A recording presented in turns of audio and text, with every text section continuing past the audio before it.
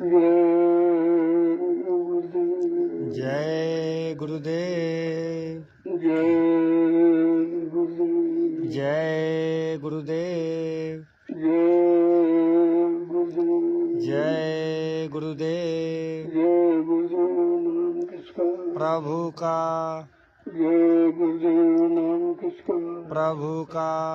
प्रभु का जय गुरुदेव। रात्रि को मूर्ति संदेश करने वाले सभी परिजन ध्यान से सुने। ये जो आप लोग सेवा कर रहे हो, ये भी आप सब सहयोग मिलते हैं। आज का समय बहुत ही खराब है। उससे बचने के लिए, जीवन को सुरक्षित रखने के लिए, बीमारी परेशानियों से दूर करने के लिए संत महापुरुषों परमात्मा संयोग सेवा रखें। ये सेवा सबसे सरल है, गरीब लोग सभी कर सकते हैं, लेकिन इसका बहुत है। आप मेरे कर बीमारी में खर्च कर डाले, लेकिन जो सेवा चलाना वो पैसा खर्च करने से नहीं है। इसलिए सेवा का महत्व है और युवा को सेवा के लिए बराबर प्रोत्साहित किया जाता है। सेवा में लगे रहेंगे तो मन से तुम्हारा ठीक बना रहेगा, तन भी स्वस्थ रहेगा और मन विकारों से दूर रहेगा। इसलिए सेवा का महत्व है। और सेवा में कई प्रकार की सेवा, जैसे एक दलिया मिट्टी के लाने में कितने प्रेमियों को सेवा मिली, खुदने वालों को, भरने वालों को, उठाने वालों को, धोने वालों को, और जो यहाँ खड़ा होकर बताने को यहाँ डालो वो तो भी सेवा लगे। एक दलिया में कितने प्रेमियों को सेवा मिली, कितनी सरल है। अगर अभी नहीं कर सकते तो तुम्हारी मुश्किल कुछ नहीं है। भजन तो तुम कर नहीं सकते, सत्संग तुमको याद नहीं रहता, तो कम से कम सेवा ही कर रहा हूँ। अगर अभी तुमने हिंसा निकल गई तो तुम परमाणु से खंडित रह जाओगे। यह परमार्थी सेवा है। इसमें कोई जीवों को मिली अपना स्वार्थ नहीं है। तो जो आप परमार्थी रहते सम्मान सेवा कर रहे हो, आगे आने वाले समय में करोड़ों लोग सेवा का लाभ उठाएंगे। इससे बड़ा कोई लाभ नहीं है और ये प्रेमियों को करना चाहिए। नहीं करोगे तो बाद में पछताओगे आप। ये सेवा हमेशा नहीं रहेगी। आज समय है तो आपको मिला है, कल ये समय निकल जाएगा, सेवा आपको नहीं मिल पाएगा। बड़े बड़े कार्यक्रमों में देखा हुआ ज्यादा भीड़ होती है, उसमें सेवा नहीं मिल पाती। यहाँ बाहर जो कार्यक्रम वो तो उसमें तो कोई सेवा ही नहीं, वो तो केवल प्रचार प्रसार है। सेवा तो आश्रम पर होती है और आश्रम की सेवा अपने निजी कल्याण की सेवा है। क्योंकि जो सेवा कर रहे होते तुमको तो लाभ मिलता ही है, लेकिन तुम्हारी सेवा से कोई व्यवस्था भी नहीं है। ये व्यवस्था बना आगे भविष्य वालों को नहीं उठाएंगे, ये आपकी परमार्थी सेवा हो जाएगी।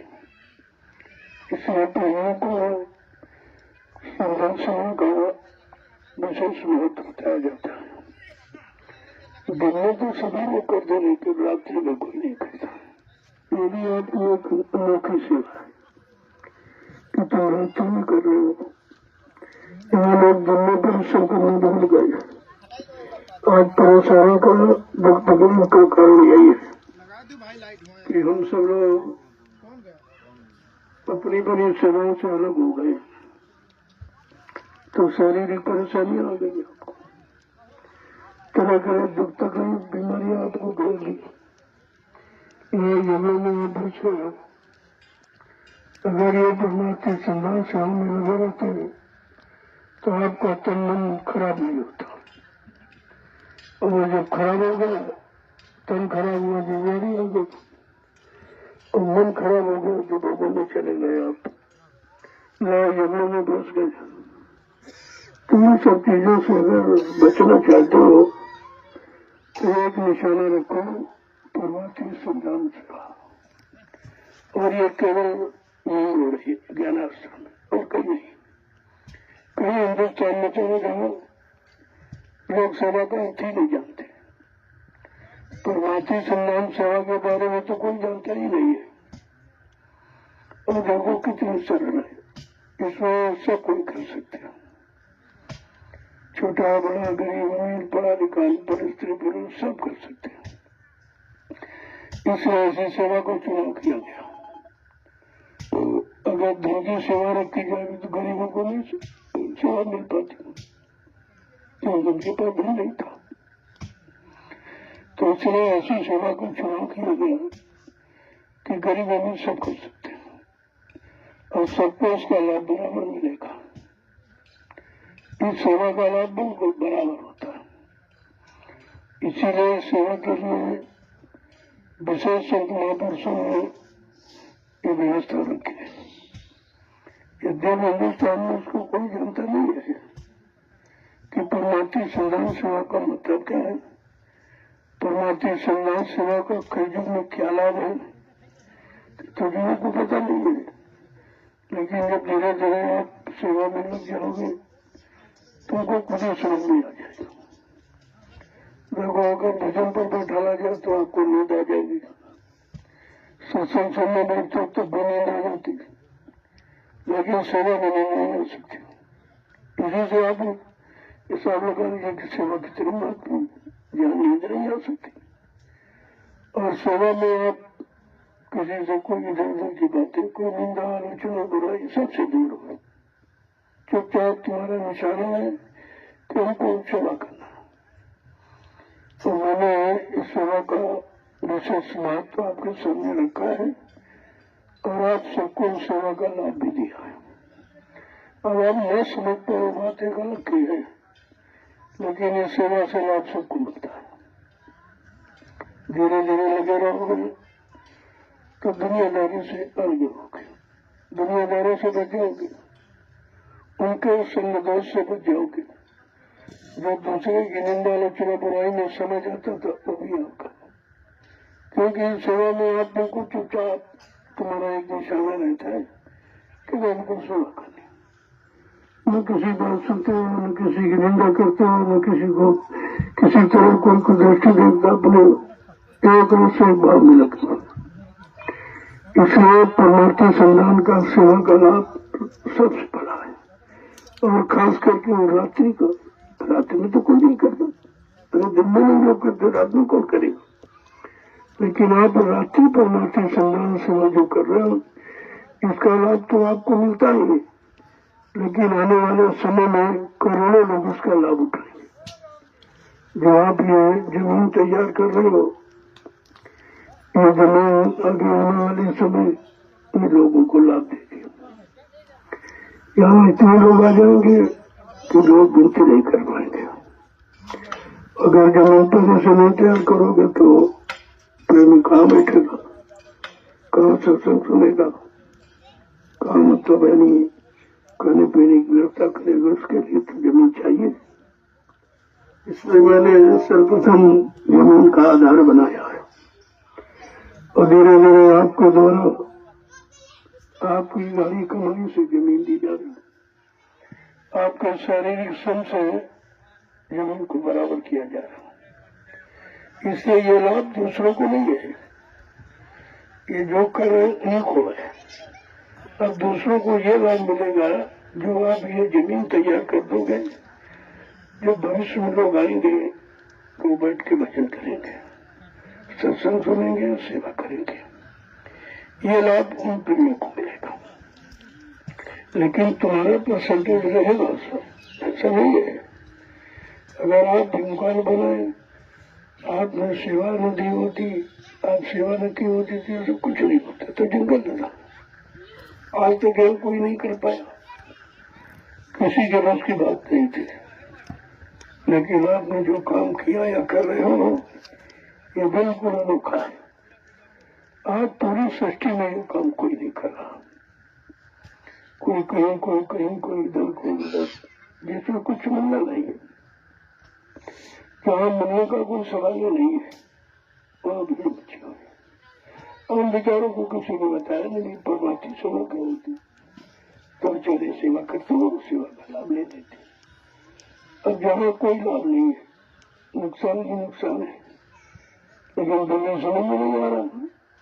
इसी के लिए तो महापुरुषों ने कहा था, आगे कलयुग में एक ऐसा समय आ जाएगा कि विनाश काले विपरीत होती, जब जिनका विनाश होने को होता है या बुरे पाप कर्मों की सजा मिलनी होती है, तो उनकी बुद्धि खराब दिशा में चली जाती है। अच्छा सच्चा काम महात्मा को उनकी समझ में नहीं आता। और महात्मा वो काम आपसे लेना चाहते हैं कि कमजोर से कमजोर, गरीब से गरीब हर व्यक्ति उस सेवा का लाभ उठाए। अब करोगे तो मिलेगा, नहीं करोगे तो कुछ नहीं, कुछ दिनों के बाद ही भी खत्म हो जाएगा। क्योंकि सेवा बराबर नहीं चलती रहेगी। जब तक अभी तैयारी हो रही है तब तक आपको उसका लाभ मिल रहा। जब दिन तैयारी पूरी हो जाएगी फिर आपकी सेवा का क्या लाभ होगा। न तन की सेवा न धन की सेवा, उसका कोई महत्व नहीं रहेगा। महत्व समय पर है। इसलिए प्रेमियों को चाहिए, यहाँ आए हो गृहस्थी परिवार बच्चे छोड़कर खेती दुकान दफ्तर बिजनेस व्यापार मजदूरी खान कम सब बंद करके आए हो, तो कोई परमात्मा की कमाई करो, कुछ अपना सुधार, कुछ अपनी बीमारी कम करो। देखो बीमारी डॉक्टर को देखेंगे दवाओं से नहीं जाएगी, सेवा से जाएगी। और वो सेवा परमात्मा सेवा, सेवा तो सभी लोग करते हो। गृहस्थी परिवार में बाल बच्चों की सेवा करते हो, दुकान दफ्तर खेती व्यापार में भी सेवा करते हो, समाज देश की सेवा करते हो, लेकिन परमार्थी सेवा आपने की नहीं। किसी ने बताया नहीं आपको परमार्थी सेवा क्या होती है। ये तो सेवा ही सभी लोग करते, बाल बच्चा पालन पोषण खेती दुकान दफ्तर बिजनेस व्यापार मजदूरी तो सभी करते, लेकिन परमार्थी सेवा ये तो किसी ने आपको बताया नहीं था। अब ये धीरे धीरे लोगों को पता चला है कि परमार्थी संधान सेवा इस समय नैमिषारण्य की पावन भूमि, यह ज्ञानाश्रम सीता हो रहा है। यहाँ पर यह सेवा का आयोजन है। यहाँ कर लोग सेवा कर सकते हैं, अपने पाप कर्मों को काट सकते हैं, अपनी बीमारियों को कम कर सकते हैं, और कहीं इसका कोई निदान, कोई उपाय, कोई समाधान नहीं है। तो प्रेमियों को चाहिए लगन के साथ सेवा करें। देखो मेरा स्वास्थ्य बहुत खराब था, इसलिए मैं आपके दर्शन नहीं कर सका, आपके सामने उपस्थित नहीं रहा, लेकिन बराबर जानकारी लेता रहा। ऐसा नहीं है कि हम कोई अलग बैठे, बराबर देखते रहते हैं कौन प्रेमियों से सेवा कर रहा है, उसकी सेवा में कितना उसका निजी स्वार्थ है, कितनी केवल आदेश पालन की भावना है, यह सब बराबर देखा जाता है। करते रहोगे लाभ मिलता रहेगा, तो एक दिन शरीर छूट जाएगा तो ये लाभ तुमको फिर कोई दे नहीं पाएगा। फिर पता नहीं शरीर मिले मिले न मिले, या शरीर मिले तो यह सेवा मिले मिले न मिले। इस तरह का परमार्थी संदेश सुनने को मिले मिले न मिले, ये सब चीजें कोई जरूरी नहीं है कि आज मिल रहा तो कल ही मिल जाएगा। और आज अगर तुमने इस काम को नहीं समझा तो आगे पछताना पड़ेगा आपको, क्योंकि समय निरंतर नहीं रहेगी। आज उसकी जरूरत है तो सेवा आप कर रहे हो, अब कोई जरूरत पूरी हो जाएगी फिर हम तुम्हारी क्या करेंगे। तुम्हारी सेवा लेके या तुम्हारी सेवा करा के हम क्या उसमें बनाओ, वो तो आपके लाभ की बात है। समझ लोगे तो काम बन जाएगा, नहीं तो बाद में पछताना पड़ेगा। इसलिए आए हो तो कुछ न कुछ किया करो। अब मैंने कुछ संगत संबंधी नियम बनाए, आश्रम संबंधी आश्रम की मर्यादा, आश्रम की गौरव गरिमा, आश्रम का महत्व, आगे चलकर क्या होगा, संत मत की क्या महिमा होगी, संत मत का महत्व क्या होगा, इसलिए कुछ हमने फेरबदल किया है। वो भी आपके सुधार के लिए, ताकि आप अपनी जिम्मेदारी समझो और सेवा करो तो पूरी सेवा का लाभ ले जाओ, कोई तुम्हारी सेवा में बंटवारा न कर सके। तो मैंने कहा कि आओ, ये जो 5 पड़ोसी जिले हैं, 6 जिले हैं, सीतापुर है, लखीमपुर, पीलीभीत, बरेली, शाजापुर, हरदोई, ये लोग अपनी व्यवस्था में आए, उसमें भी उनका लाभ है कि जो भी सेवा करोगे तुम्हारी पूरी पूरी रहेगी, कोई बंटवारा नहीं होगा। आप अपनी व्यवस्था में आओगे। मैंने पहले भी व्यवस्था के बारे में बता रखा है, कोई नया संदेश नहीं है कि जब भी आओ, कहीं कार्यक्रम में जाओ, 4 मीटर मुंजामा ओढ़ने का 4 मीटर पीछे निकलेगा, कितने वर्षों से बराबर कहा जा रहा। और अपना थाली लोटा बर्तन ले आओ, किसी पर के सहारे मत रहो, स्वयं स्वावलंबी बनो, ताकि तुम्हारे तो बहुत सेवा कम कर पाते हो, उसमें तुम्हारा चला जाएगा कि उसकी सेवा लोगे, उसकी सेवा लोगे, इनका बनाया भोजन, उनका बनाया भोजन, तो ये सब कटौती हो जाती है। उस कटौती से बचाने के लिए मैंने अभियान रखा है कि हमारे पड़ोसी जिलों को प्रेमी है, और जैसे आप मथुरा जाते थे तो सब अपनी व्यवस्था में जाते, अपना बिस्तर, अपना मतलब यानी बिछाने का, अपना भोजन, अपना नाश्ता सब लेके जाते थे, और 5-5, 7-7 प्रेमी मिलकर अपना भोजन बनाते थे और सेवा करते थे। अब आप अगर भोजन भंडारे का खाओगे तो ये सेवा तो भोजन की चली गई, वो तो रोटी में कट गई, तो आप खाली आए, खाली चले गए। ये मैं बहुत दिनों से समझाना चाहता था, लेकिन तुम्हारी नहीं समझना था, तो हमको सख्त बनाना पड़ा कि ऐसा तुम्हारे परमात्मा का नुकसान हो जाएगा। तो मैंने कहा अपनी व्यवस्था में स्वयं 5-7 प्रेमी मिलकर अपना भोजन बनाओ, और कोई आ जाए तो उसको भी खिला दो, ये तुम्हारा गृहस्थी धर्म और बढ़ जाएगा। तो ये सब पहले भी था, ऐसा नहीं कोई नया संदेश है।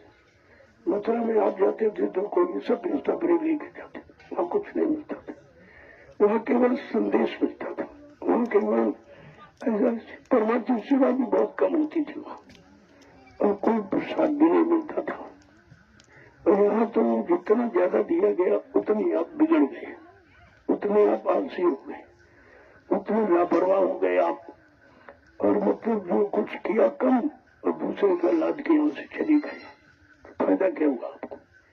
अरे वो यहाँ फायदा के लिए आपको नुकसान करने के लिए आए। इस समय का जो परमानेंट यहाँ हमेशा रहते प्रेमी और सेवा करते रहते, उनके लिए भंडारे की व्यवस्था है। अब सब लोगों का भंडारे, जो भी भंडारे बंद हो जाए, कैसे कर पाएंगे लोग? इसलिए पड़ोसी जगह जितने हैं वो अपनी व्यवस्था में आए और स्वयं बनाए को प्रेमियों को खिलाए, क्योंकि सब तुम्हारे घर में आ रहे हैं। ये 6 जिले के लोग जो है तुम्हारे घर में, ये बाहर से प्रेमी आते हैं, तो उनके लिए व्यवस्था जरूरी, क्योंकि सब तो लाद के नहीं ले जा सकते, और आप तो ला सकते हैं। इसे हमने नियम बनाया कि आप अपनी व्यवस्था में आओ और अपनी व्यवस्था में रहो और सेवा करो, पूरी बचा के ले जाओ, और भजन 10-15-20 मिनट जो भी करते वो भी तुम्हारा स्वयं का बच के रहे, किसी तरह की कोई कटौती न हो। यह सब सोच समझ करके व्यवस्था आपके लिए रखी गई। अब लोगों को चाहिए इस व्यवस्था के अनुसार चले, तो लाभ मिलेगा। अनुदान से आते रहोगे, जाते रहोगे, जीवन खत्म हो जाएगा, मिलेगा कुछ नहीं। मिलने के लिए बहुत कुछ करना पड़ता है, अगर कुछ पाना है तो कुछ खोना पड़ता है, लेकिन तुम खोना चाहते हो तो भी मिलेगा नहीं, वो रास्ता है। इसलिए व्यवस्था है, ऐसा नहीं कि व्यवस्था किसी के लिए नहीं है, लेकिन सबके लिए नहीं। और कुछ नियम जैसा मैं देखता जा रहा हूँ कि व्यवस्था गड़बड़ाती जा रही है, प्रेमी सब मतलब जो है बेकार होता चला जा रहा है, सब में परमार्थी भावना चली गई, आश्रम की मर्यादा खत्म हो गई, आश्रम को गंदा करना, यानी यह सबकी मर्यादा नहीं है, इसकी जो सजा को मिलेगी कि यह स्थान पाक साफ बनाया गया, पाक साफ रखने के लिए, पाक साफ तुम्हें बनाने के लिए, और पाक साफ रहकर जब सेवा करोगे उसका लाभ मिलेगा। सब व्यवस्थाएं अलग अलग आपके लिए बनाई गई थी, लेकिन किसी व्यवस्था का आपने सदुपयोग नहीं किया तो हमको मजबूर होकर व्यवस्थाएं बंद करनी पड़ रही है। इस बात का बड़ा ध्यान रखें। अब धीरे धीरे जैसा जैसा देखते जाएंगे वैसे वैसे व्यवस्था सख्त होती जाएगी, क्योंकि परिवर्तन कगार पर है। उस परिवर्तन को देखने के लिए आपको पहले अपने में परिवर्तन लाना होगा। अगर तुम्हारे में परिवर्तन नहीं है तो तुम परिवर्तन देख नहीं सकोगे, तब तक तुम नहीं पाओगे, देखोगे क्या। इसलिए अगर परिवर्तन देखना चाहते हो तो अपने में परिवर्तन लाओ, अपनी आदतों में सुधार करो और आसन की मर्यादा का बराबर ध्यान रखो। ये है गुरुदेव आध्यात्मिक ज्ञानाश्रम। आध्यात्मिक ज्ञानाश्रम है, उन्हीं तुम स्वार्थ पर नहीं समझ पाए हो, स्वार्थ से अलग नहीं हो पाए हो, गंदगी से अलग नहीं हो पाए हो, गंदे भाव विचारों से अलग नहीं पाए हो, स्वार्थी भाव से अलग नहीं पाए, तो परमार्थ का लाभ नहीं मिलेगा उसे। इसलिए परमार्थी लाभ जिसे देना है तो परमार्थी रास्ते पर आपको चला ही देगा। कुछ भी करना पड़े, कोई व्यवस्था बदलनी पड़े, कोई नियम बनाने पड़े, लेकिन अगर उसको चलाना है तो कोई न कोई व्यवस्था आपके लिए तैयार कर देगा। और चलने वाले बहुत लोग, ऐसा नहीं है कि बहुत आए चले गए, बहुत अभी आएंगे चले गए चले जाएंगे, लेकिन सल्तनत में कोई बिरला ही टिक पाएगा। जो व्यवस्था बनने जा रही है, ये जिस व्यवस्था का प्रचार किया गया वो तो भी कुछ ही नहीं है, क्योंकि व्यवस्था के लायक कोई जीव नहीं है।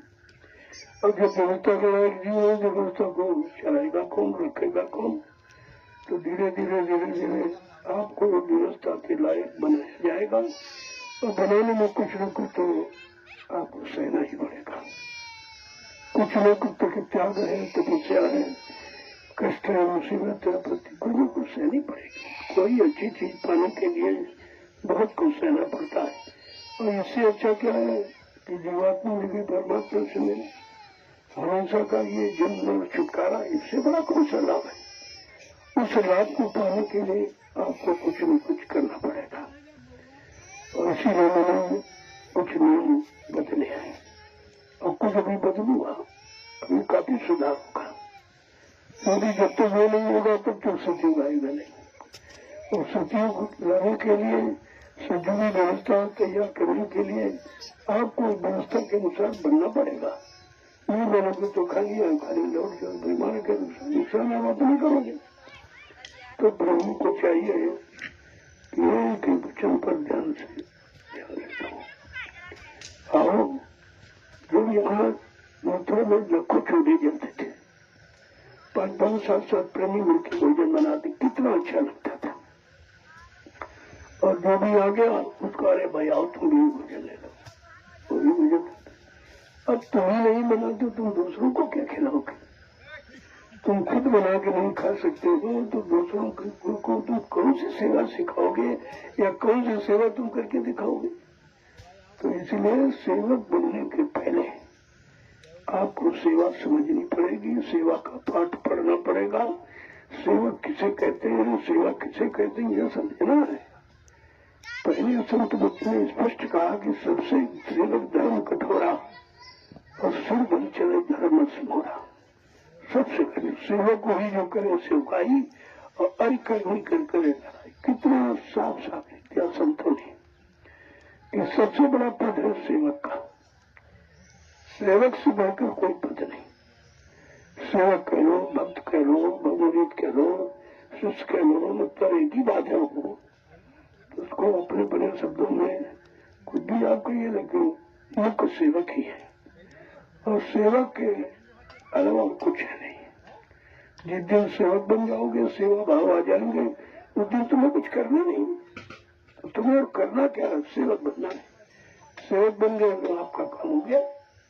अब जिसके सेवक बने हो तो उसकी जिम्मेदारी वो करेगा, तुमको क्या करना, तुमको केवल सेवक बनना है। और सेवक तो बनने को तैयार नहीं हो, इसलिए सब कसौटी की जा रही है। तो देखते जाइए धीरे धीरे कैसे समय करवट बदलता है। उस सतयुग को आने में लाने में कितना समय लगेगा, वो केवल हमारे आप में कमी है। अगर हम आप ठीक हो जाए तो फिर देर कुछ नहीं। सतयुग तो तुम्हारे पीछे ही खड़ा है, लेकिन देखने के लिए आंख होनी चाहिए, उसको समझने के लिए बुद्धि निर्मल होनी चाहिए, उसके लिए मन विकारों से अलग होना चाहिए, तब आप सतयुग की व्यवस्था को समझ सकोगे। ऐसे नहीं कुछ होगा। तो इसलिए प्रेमियों, मैं देखो काफी दिनों के बाद आपके बीच में आ सका। मेरा स्वास्थ्य सुन बहुत खराब है, लेकिन फिर भी मैं आया। हमको भी चलनी पड़ती है प्रेमी, किस तरह से सेवा करते हैं, किस तरह से सर्दी में मतलब यानी तो देखना तो जरूरी होता है। ऐसा नहीं कि कोई हमदर्दी नहीं है, लेकिन इतनी मेहनत की है, शरीर बुढ़ा है, अब तो परिश्रम नहीं कर पा रहा। तो थोड़ा सा जिससे कम काम लोने को नहीं बोलूंगा तो फिर बहुत भी चलेगा। और जल्दबाजी करोगे तो समय तो कम है, समय ज्यादा नहीं है। भगवान को भी जानो, तुमको भी जाना है, रहना किसी को नहीं, लेकिन तुम्हारी व्यवस्था यहाँ रहेगी। जो तुम व्यवस्था ये बना रहे हो, जो सेवाएं दे रहे हो, सेवाएं कर, ये रहेंगी, ये नहीं कहीं चली जाएंगी। शरीर तो जा सकता है, लेकिन शरीर के द्वारा जो सेवा कर रहे हो, जो सेवा कर रहे हो, जो कमा कर सेवा दे रहे हो, ये कहीं जाने वाली, ये तो बरकरार रहेगी। और इसी को आपको समझना चाहिए। हम मुख्य बनाए न है, लेकिन आपको सेवा समस्या की करनी चाहिए। कोई कहे तब करो तो फिर परमार्थ नहीं, शब्द लागू नहीं होता। परमार्थ में कोई किसी का इंतजार नहीं करता, कोई किसी की बराबरी नहीं करता, भाई ये नहीं करें भी नहीं, ऐसा कुछ नहीं। यहाँ जो करेगा सो पाएगा, नहीं करेगा नहीं पाएगा। जैसे खाली आयो खाली चले जाओगे, यहाँ कुछ ऐसे मिलेगा। ये वो दरबार नहीं है, यहाँ करने वाले ने हमेशा पाया है, और करने वाले ही हमेशा काम करके अपना पूरा करके चले गए, और बाकी तमाशगीर देखते रह गए, शरीर छूट गया। तो इसलिए आपको सब चीजें समझनी है धीरे धीरे। व्यवस्था आपके लिए है, अगर नहीं आप समझोगे तो व्यवस्था फिर बिगड़ जाएगी। बिगड़ जाएगी तो आप परेशान हो जाओगे, और हमको भी परेशान होना पड़ता है। व्यवस्था बदलने में कोई हमें खुशी नहीं है, लेकिन तुम्हारा सुधार नहीं हो रहा, तुम निरंतर बिगड़ते चले जा रहे, तुम्हारे में मतलब स्वार्थ बढ़ता चला जा रहा, आराम आराम चलनी गोली चली जा रही, और तुम मेरे मेरे लापरवाह होते चले जा रहे हो, इससे बिगाड़ होता है। तो अपनी स्वयं व्यवस्था करो। जो अपनी नहीं कर सकता वो देश की व्यवस्था क्या करेगा, वो समाज की क्या करेगा। ये भाषावादियों प्रवचन ये काम नहीं आएंगे, और यही हो रहा। जिसको देखो भाषण देता प्रवचन, काम कुछ नहीं होता, और काम करने से होगा, कहने से बकने से सुनाने से कोई काम नहीं होता, करने से होता। जो धीरे धीरे धीरे धीरे कोई तो कोई गाजा तो पार उठा डालो, लेकिन कुछ न कुछ करो। बैठने से तो कहते कि कुछ करना अच्छा है, क्योंकि आए हो तो कुछ न कुछ परमात्मा की कमाई करो। धीरे धीरे यही कमाई तुम्हारे साथ जाएगी, यही कमाई तुम्हारे काम आएगी, और यही कमाई तुम्हारे लोगों के काम आएगी। जो तुम ये संविधान सेवा कर रहे हो, इससे जो व्यवस्था ये बन रही है, तो कितने लाखों लोग इसका लाभ उठाएंगे। जो रुपये पैसे से कोई नहीं कर सकता, वो परमात्मा संविधान सेवा से होता है। जय गुरुदेव।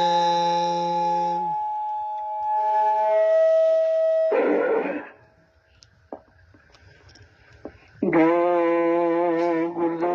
जय गुरुदेव। गुरुदेव। जय गुरुदेव। जय गुरुदेव। जय गुरुदेव नाम किसका, प्रभु का। जय गुरुदेव नाम किसका, प्रभु का। प्रभु का प्यारा। जय गुरुदेव। आज हिंदुस्तान में कहीं चले जाओ, ये सेवा कहीं नहीं हो, यह चेतन सेवा है।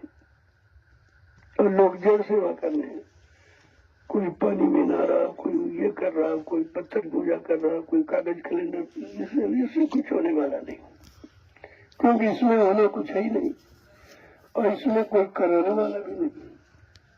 न कराने वाला है और न कोई देने वाला, तो आपको लाभ के मिलेगा। इसलिए संत मत में इसका बहिष्कार किया गया।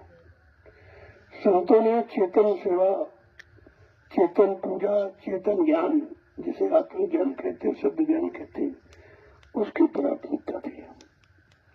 जड़ ज्ञान से कोई लाभ नहीं है, और जड़ता में फंसे रहोगे तो चेतन कभी मिलेगा नहीं। चेतन माने परमात्मा, चेतन माने जीवात्मा, चेतन माने महात्मा, चेतन माने महात्मा के द्वारा दिखाया नाम, ये चेतन है। बाकी सब जड़ है। अब चेतन की बात तो कोई करता ही नहीं है।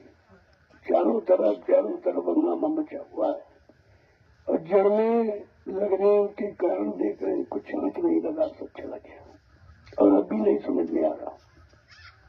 गोस्वामी महाराज को रामचरितमानस लिखकर कहना पड़ा, कलयुग के ज्ञानी जीवों को सचेत करने के लिए। उन्होंने लिखा कि जड़ चेतन ग्रंथ पड़ गई, यद्यप मरका छूटत कठिन है। कहा जड़ चेतन की गांठ लगा दी गई, है तो झूठ है, लेकिन जीव के बस की बात नहीं है कि उसे खोल दे। उस जड़ चेतन की गांठ को खोलने वाला कोई चेतन महापुरुष चाहिए। इन्हीं महापुरुष को संत महात्मा कहते हैं, संत सदगुरु कहते हैं।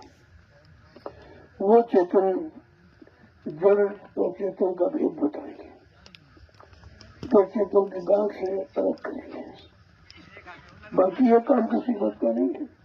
न तो किताबें पढ़ के आप कर सकते, न पानी में नहा के कर सकते, न कागज इकट्ठा करके अक्षरों को खरीद करके कर सकते हो। वो तो कोई कराने वाला, उन कराने वालों कहते संत महापुरुष। जब वो मिलेंगे तो आपको जड़ चेतन का भेद बताएंगे। जड़ का मतलब क्या है, चेतन का। वैसे जड़ माने मुर्दा, चेतन माने जिंदा। ऐसा समझ मोटी बात। आप जानते हो कि मुर्दा होने के बाद व्यक्ति कुछ कर नहीं सकता, करने की शक्ति समाप्त हो जाती है। और चेतन माने जिंदा, जब तक वो जीवित है तब तक आपका सब काम कर सकता है, और मर जाने के बाद वही शरीर फिर कुछ काम नहीं कर सकता। तो इतनी बात जो अभी तो नहीं समझ पाते, समझे क्या है। जड़ चेतन का भेद नहीं मालूम, जड़ चेतन का ज्ञान नहीं मालूम, जड़ किसे कहते, चेतन किसे कहते, अभी तक नहीं समझ पाए। और सब बेचारे उसमें फंस के दुख उठा रहे हैं, नाना प्रकार की दुख, एक तरह के नहीं, हजारों तरह के कष्ट उठा रहे, दुख उठा रहे, लेकिन फिर भी चेतन नहीं पाए, चेतन नहीं आ रही उनमें। क्योंकि चेतन शक्ति के जो जिनको ज्ञानदाता कहते हैं, अध्यात्म का खजाना रखने वाले संत महापुरुष नहीं मिलेंगे तब तक आपको ये जन कोई करा नहीं सकता। और जहाँ लोग लगे हुए बेचारे परेशान है, और फिर भी हट नहीं पाए। ये सब हठी हो गए, हट, और हट बगैर ज्ञान के हट बड़ी हानिकारक है। अगर आप झूठी जड़ हट में फंस गए तो बड़ा मुश्किल है निकलना, निकल नहीं पाएंगे आप। इसीलिए महापुरुषों ने कहा कि इनको अगर निकलना है तो उन संत महापुरुषों के करीब जाओ जो निकले खड़े हैं सब तरफ से, और वो तुमको निकालने के लिए आए। उनका काम केवल निकालना है, और तुम्हारा काम केवल फंसना है। अब फंसे जीवों को लोग और फंसा रहे। अरे भाई, निकालेगा कोई, चेतन निकालेगा कोई, मुर्दा निकालेगा आपको, लेकिन सब जड़ की बात करते हैं। पानी में चले जाओ, कागज में चले जाओ, तीरथ में चले जाओ, मूर्त में चले जाओ, वहाँ क्या मिला जब कोई वहाँ है ही नहीं। जब देने वाला कोई नहीं तो आपको मिलेगा क्या? फिर भी नहीं जीवन की समझ में आ रही। संत महापुरुष बेचारे कह के थक गए, लेकिन जड़ता की ममता से जीव अलग नहीं हो पाया और सब फंसे। जो ज्ञानी कह रहे भी फंसे, जो राजा कह रहा भी फंसे, जो प्रजा को उसको जैसा राजा उसी प्रजा होगी।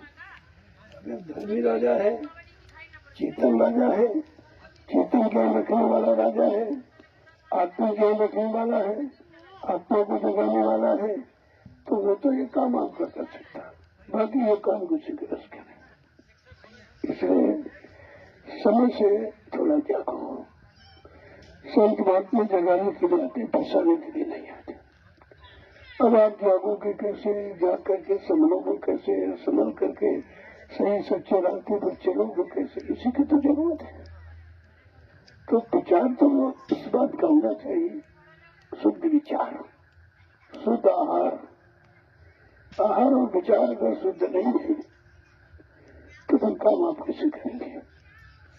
संत महापुरुष शुद्ध आहार शुद्ध विचार की बात करते हैं, और शुद्ध आहार हो गया, शुद्ध विचार हो गया, तो फिर काम करने में देरी नहीं होगी और सफलता भी पाने में देर नहीं आपको मिलेगी। लेकिन ये बताएगा कौन?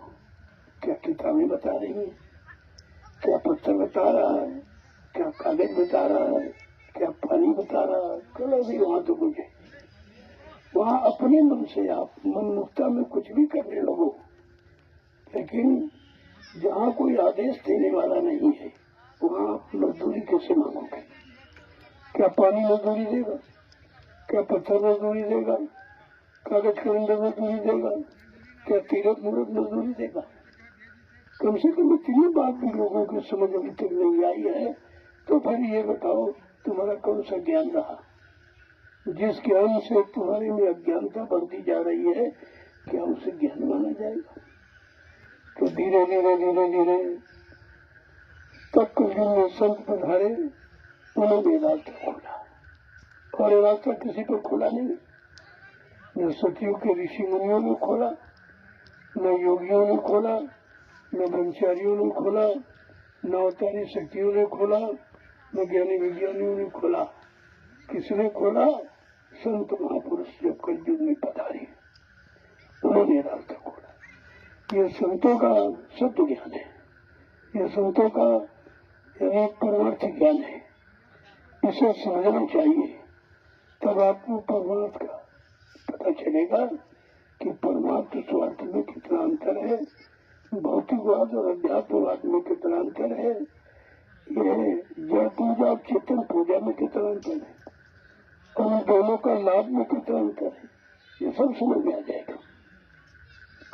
इसलिए परमार्थ की सेवा शुरुआत है, चेतनता की तरफ बढ़ने का, जाने का की शुरुआत है कि अब कम से कम जो सेवा अभी तक की है वो तो आपके काम आई नहीं, वो तो लोगों के काम आई। परिवार बच्चों की सेवा की, उनके काम आई, देश की सेवा उनके काम आई, समाज की सेवा समाज वालों के काम आई। लेकिन तुम्हारी जीवात्मा का कल्याण तो किसी ने किया नहीं, क्योंकि आपने वो सेवा की नहीं।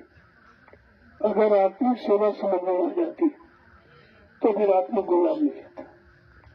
अब शरीर इंद्रियों से किया तो शरीर इंद्रियों को लाभ मिला, तो सीधा नाता जैसे करोगे उसको लाभ मिलेगा। शरीर इंद्रियों से करोगे शरीर इंद्रियों को लाभ मिलेगा, आत्मा से करोगे तो आत्मा को लाभ मिलेगा। अब इसी बात को आपको समझना है कि आत्मिक सेवा क्या है और मतलब शारीरिक सेवा क्या है। जब धीरे धीरे सत्संग में आओगे, बिना सत्संग विवेक लो, बिना सत्संग के बुद्धि में विवेक ज्ञान निरंतर पहचान कभी नहीं हो सकती। किताबों पर की कोई महात्मा नहीं बन पाया और किताबें महात्मा बना भी नहीं सकती। किताबें परमात्मा से मिला नहीं सकती, किताबें तुम्हारी जीवात्मा को जगा नहीं सकती। वो तो कोई जागा हुआ जिसे संत महापुरुष कहते हैं, वो ले जाएंगे तो तुम्हारी जीवात्मा को जगा देंगे। उनके जगाने में कोई खर्चा नहीं है, क्योंकि वो रास्ता परमात्मा है, उसमें कोई मजदूरी नहीं किसी तरह की, और उसकी मजदूरी कोई चुका भी नहीं सकता। तो इसलिए जब करीब में आओगे, सत्संग वचनों को सुनोगे, परमात्मा सेवा में लगोगे और आत्मिक कल्याण के लिए जो संत बुजुर्गों ने आत्मिक रास्ता, आत्मिक पूजा जो रखी है, नाम की कमाई। जब नाम की कमाई करोगे तो क्या होगा? स्वामी महाराज ने इसी को तो खोला कि नाम दे तो बहुत सिंधु सुखाई, कि जिस नाम के स्मरण से भवसागर सूख जाता है। और तुमने तो करोड़ों नाम पढ़ रहे हो, उच्चारण कर रहे हो, लेकिन कुछ नहीं हुआ। एक भी तुम तकलीफ नहीं की और बढ़ती चली जा रही, एक भी बीमारी कम होती बढ़ती चली जा रही। ये सब इसीलिए है कि आप असली बात को समझ नहीं रहे हो। एक तो आप जानते नहीं हो, और संत महापुरुष बताने की कोशिश करें तो आप मानते नहीं, तो कैसे होगा? यही समझना आपको। जय गुरुदेव, जय गुरुदेव। नाम किसका? प्रभु का। प्रभु का प्यारा नाम। जय गुरुदेव। जितनी सेवाएं परिवार की, समाज की, देश की, तो उसमें मजदूरी निश्चित होती है, लेकिन परमार्थी सेवा उसकी तो मजदूरी कोई दे नहीं सकता है, किसी पर है ही नहीं। लेकिन संत महापुरुषों ने उसकी मजदूरी रखी है। जैसे मानो आप ये राष्ट्रीय संधान सेवा कर रहे हो, अगर एक डलिया आपने मिट्टी डाली, एक माला आपकी स्वीकार होगी। एक माला के बराबर है इसकी कीमत देखिए आप, और ये कीमत कोई नहीं दे सकता। कहीं चले जाओ, कीमत को नहीं चुका सकता है, लेकिन संतों ने उसकी कीमत रखी है जीवों के लिए, परमात्मा जीवों के लिए, कि अगर आपने आदेश पालन में, वैसे तो खेतों में तो आप मिट्टी उठाते रहते हो, लेकिन उसमें कोई लाभ नहीं दे सकता। हाँ, पैसे की मजदूरी दे सकता है, सामान दे सकता, लेकिन ये मजदूरी परमार्थी मजदूरी नहीं दे सकता। तो इसलिए उसको बड़ा संभाल के रखा गया कि एक डलिया अगर आदेश, ऐसे नहीं, जब आदेश हुक्म दिया जाए तो उसकी जिम्मेदारी भी हुक्म देगा कि उसको एक डलिया की मजदूरी परिवार को कितनी देनी का, एक माला के बराबर, यानी एक माला आपकी स्वीकार होती है। अब आप सोचिए, तो पहले कहते हैं भाई कुछ नहीं कर सकते, तो जितनी ज्यादा वगैरह उतनी माला, उसे तो माला हो ही नहीं पाती, माला में मन लगता नहीं है, सुनने हो ही नहीं पाता, ध्यान हो ही नहीं पाता कुछ। तो चलो अगर आदेश पालन में उतना बड़ा लाभ है तो फिर उसे क्यों किया जाए? तो बहुत उसमें लग जाता है, जुट जाता है कि भाई जितने ज्यादा हो गए, क्योंकि 108 दाने की एक माला होती है, तो 108 डिग्री दानी तो अभी एक ही माला तो की, ये भी बात तो चली है। तो इसलिए कुछ कमजोर जीवों के लिए की निश्चित व्यवस्था बता देते, नहीं आपको 15 डिग्री डाली, आपको 20 डिग्री डाली, 25 डाली है, तो उसमें आपको मजदूरी पूरी देती जाएगी। ये उनकी सख्त गारंटी होती है। संत महापुरुषों की ये गारंटी आध्यात्मिक लाभ देने की है। लेकिन जब निस्वार्थ भाव से, कोई स्वार्थ न हो, कोई अहंकार न हो, सेवा का अहंकार हो गया तो सब चली जाएगी। अहंकार एक ऐसा जहर है, जब आया अहंकार किया गया सब बेकार कर देता। इसलिए सेवा करो तो निसंकोच करो, निस्वार्थ करो, कोई किसी तरह की कामना इच्छा न हो, धीरे धीरे करो, कम करो। ऐसा नहीं कि मतलब तुम कोई वजह थी दौड़ भाग बताइए, नहीं। अब ये जितना करोगे तो मिल जाएगा। इसीलिए इसमें गरीबी मेरी भी कोई निश्चित नहीं है, जो जितना करेगा उतना पा जाएगा। तो आपको ये सब करना चाहिए, और करने के लिए आपको बुलाया जाता है, और यह कौन सा काम है। और इसलिए व्यवस्था बदली कि तुम्हारी सेवा, मानो कुछ ही डेली आपने डाली और उसमें भंडारी की रोटी खाली, उसमें कर गया, और तो रोटी की सेवा चली गई। फिर आपने क्या किया? फिर कहते हैं संगत सेवा, फिर गुरु सेवा, ये तो सब बाकी रह जाती है आपकी। लेकिन ये परमार्थी सेवा से सारी सेवाओं का कर्जा अदा हो जाता है। ये व्यवस्था रखी, क्योंकि परमार्थी सेवा निस्वार्थ सेवा, और निस्वार्थ सेवा अगर आप करते निस्वार्थ भाव से, उसमें सारी कर्म करने की अदायगी हो जाती है। तो ऐसे में तमाम सेवाएं, आश्रम समूह की सेवाएं जो प्रेमी कर रहे हैं, उनके तो उच्च कोट की सेवा है, क्योंकि वो सेवा कोई अपने लिए तो करते नहीं, आगे आने वाले समय की तैयारी है, वो तैयारी कर रहे हैं, इसलिए उनका कोई कर्म कर्जा नहीं रहता। तो सत्य निस्वार्थ भाव से करते रहो। भाई हम तो सारी मजदूरी ले लो और चाहे तैयारी लो, एक ही चीज मिलेगी। चाहे दो ले लो चाहे मजदूरी ले लो, मजदूरी लेने वाले मजदूरी ले लो। तो इसीलिए कहा जाता है जो जिस भाव से आता, संत मत का ये मूल है, आए सरल तजो नहीं था ही। जो सरल में आ जाता जो उसे ठुकराया नहीं जाता, कुछ न कुछ लाभ उसके अनुसार उसको दे के भेजा जाता। अब जैसी जो है भावना जैसी, वो तो तुम्हारी भावना पर निर्भर है। कहा जो धन की इच्छा से आते वो धन लेके चले जाएंगे, चाहे चोरी करके ले जाए, झूठ बोल के ले जाए, छल कपट करके ले जाए, लेकिन बस वही तो उनकी सीमा है। तो जिसको धन की इच्छा धन लेके चले जाएंगे, जिनको सामान की इच्छा सामान, जैसे तमाम हथियार चोरा ले जाते, और बेचारे वहीं तक सीमित है, चोरी तो की, लेकिन परमार्थ कुछ नहीं, परमार्थ तो नहीं हो जाएंगे। सामान ले गए, बड़ा उठा लिया, ले चले गए, वो ये जानते कोई जानता नहीं, भाई तुम्हारा सब नोट हो रहा है, जो रोज का रहा नोट हो रहा, नोट हो रहा, 24 घंटे की सारी घटना नोट हो रही है, जो तुम कर रहे हो वो सब नोट हो रहा, तो फिर तुम बच कैसे सकते हो? तो उसका नुकसान क्या कि परमार्थ से खारिज हो जाओ, परमार्थ नहीं बनेगा। जो धन की इच्छा से आए वो धन लेके चले जाएंगे, जो सामान की इच्छा से आए सामान लेके चले जाएंगे, जो पद और मान सम्मान की इच्छा से आए वो पद मान सम्मान लेके चले जाएंगे, लेकिन जो प्रेमी जिज्ञासु भक्त भगवान की इच्छा से आया है वो भगवान लेके जाएगा। वो सबका कोटा अलग अलग है, सबकी व्यवस्था अलग है, और तुम किस व्यवस्था में रह रहे ये तुम्हारा होना चाहिए। रोज तो हम आपसे पूछेंगे नहीं, क्योंकि एक दिन पूरा बता देंगे कौन क्या कर रहा है, कौन क्या सेवा कर रहा है, किसको क्या लाभ मिलेगा, इस चीज को बराबर ध्यान में रखते हैं। इसलिए और तो जो बस की कोई बात नहीं, न भजन न सत्संग, तो बस क्या है नहीं, याद ही नहीं रहता, आपकी बुद्धि नहीं है। बुद्धि तो हमने सुबह से बहुत दिन खर्च कर डाली, दुनिया की चिंतन में सब मन को दौड़ा के थका दिया, वो बेचारा भजन बैठता नहीं, सत्संग सुनने वाला सो जाता है, निराश हो जाता है, ये सब आपने खत्म किया, उसका नुकसान किया।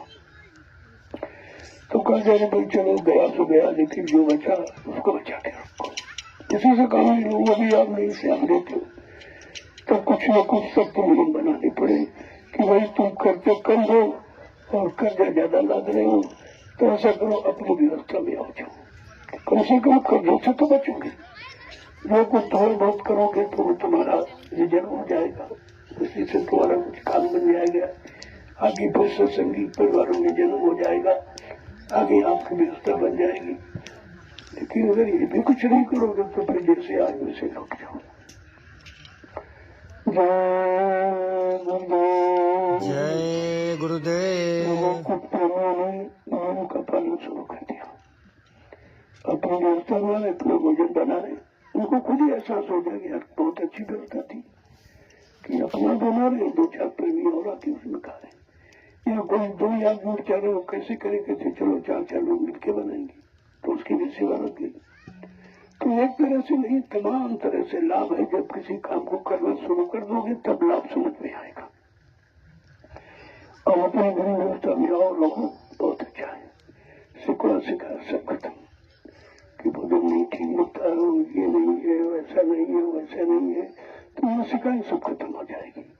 जैसा खाना चाहो, जैसा रहना चाहो, अपनी स्वयं व्यवस्था में आओ, हमारा झगड़ा खत्म हो जाएगा। तो शिवरानी ये व्यवस्था रखी है, और धीरे धीरे आप देखोगे पितृत्व को आनंद मिलता है। अपनी व्यवस्था में कितना सुख है, शांति है। इसीलिए लिख के बताया गया कि पराधीन सपने सुख नहीं, दूसरे के अधीन रहकर सुख नहीं मिलता, लेकिन आप समझ नहीं पा रहे हो, तो उनको कोई नियम बनाना पड़ा कि भाई ऐसे नहीं समझेंगे, चलो उनको पर लागू करते हो। जब पर लागू कर दोगे तो खुद ही समझ जाएंगे कि भाई ये क्यों लागू किया गया है, क्यों ऐसा किया जा रहा, तो धीरे धीरे धीरे समझ में लोगों को आने लगेगा और एक दिन सब लोग इसी व्यवस्था को स्वीकार करोगे और कहोगे बहुत अच्छा है, इसमें हम अपना निजी यदि सेवा कर लेते और कुछ लोगों की सेवा करने का अवसर मिल जाता। मान लीजिए आप भोजन बना रहे, दो चार प्रेमी और आ गए बेचारे, अब वो कहाँ बनाए, दो लोग कहाँ कैसे बनाए, तो आप गाड़ी भैया आओ तुम भी ले लो, तो दो लोगों की सेवा मिल गई। देखो अगर व्यवस्था तुम्हें बनाती तो दो की सेवा कैसे करते आप? इसलिए समझ में बहुत अच्छा है कि मतलब हम दो दूसरों की सेवा लेने से बच गए और इनकी सेवा हमको मिल गई दो आदमी करने, तब समझ में आकर बहुत अच्छी व्यवस्था। लोग कोई व्यवस्था खराब नहीं बनाते, लेकिन तुम्हारी समझ में देर से आती है क्योंकि आप लापरवाह हो गए, आलसी हो गए और तुमको थोड़ा सा कष्ट मालूम देता है, जबकि वो कष्ट तुम्हारे हित का कारण है, तुम्हारी भलाई का कारण, अच्छाई का कारण। जय गुरुदेव। आज काफी दिन के बाद आपको दर्शन कर रहा हूँ, इसलिए थोड़ा समय देंगे आपको, क्योंकि जो लोगों ने काम चोरी की है, नहीं सेवा नहीं कर पाए, नहीं समझ पाए, आज उनको मौका है और अब भी नहीं करोगे तो तुम जानो तुम्हारा काम है। हम फिर किसी बात को सुनने वाले नहीं, सीधी बात है, मैं पहले इसीलिए आज स्पष्ट कह देता हूँ। तो इसलिए आज कुछ समय ज्यादा से लिया जाए, क्योंकि जो आपने चोरी की है काम की चोरी, समय की चोरी, परिश्रम की चोरी, तो आज आपकी चोरी खो गई है। इसलिए उस चोरी का तो कुछ न कुछ कर बैठे आपको भोगना ही पड़ेगा, जो सेवा आपको ज्यादा करनी पड़ेगी ताकि तुम्हारा जो नहीं किया था वो पूरा हो जाए। उसमें भी लाभ है, ऐसा नहीं, नुकसान तो है ही नहीं, उसमें भी लाभ। जय गुरुदेव। जय गुरुदेव। क्या वजह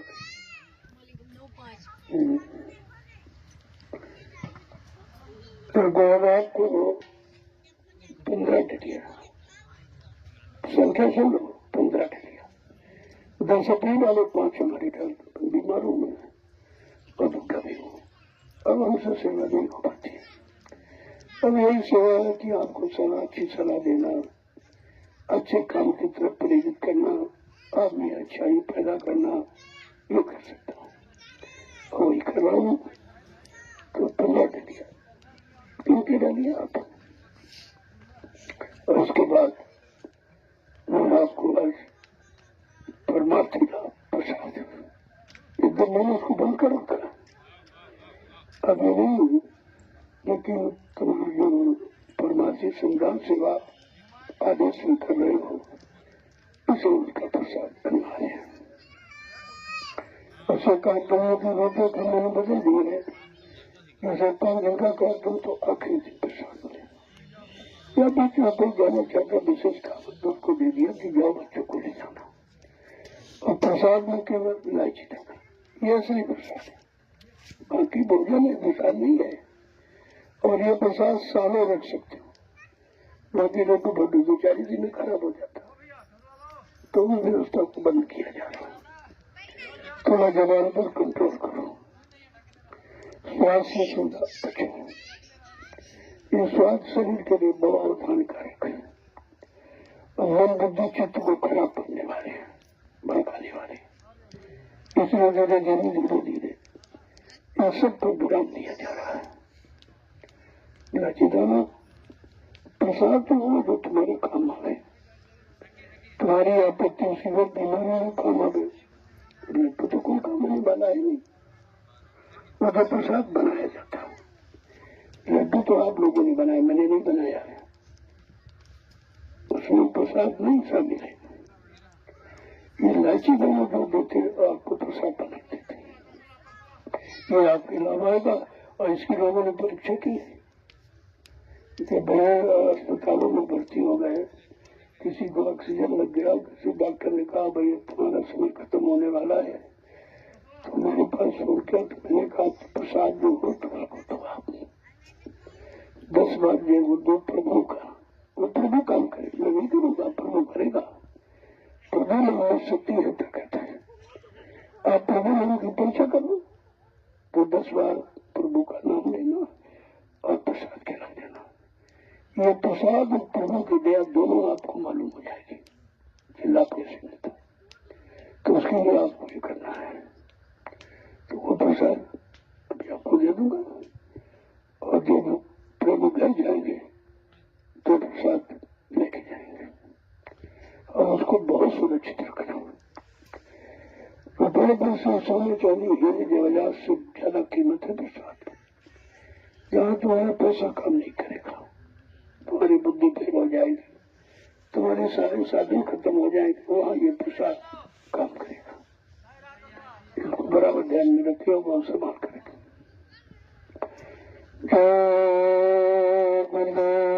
जय गुरुदेव। अब राजेंद्र से ये पूरा के रूप बंद रह लिया, उसके बाद प्रसाद आपको दे दूंगा।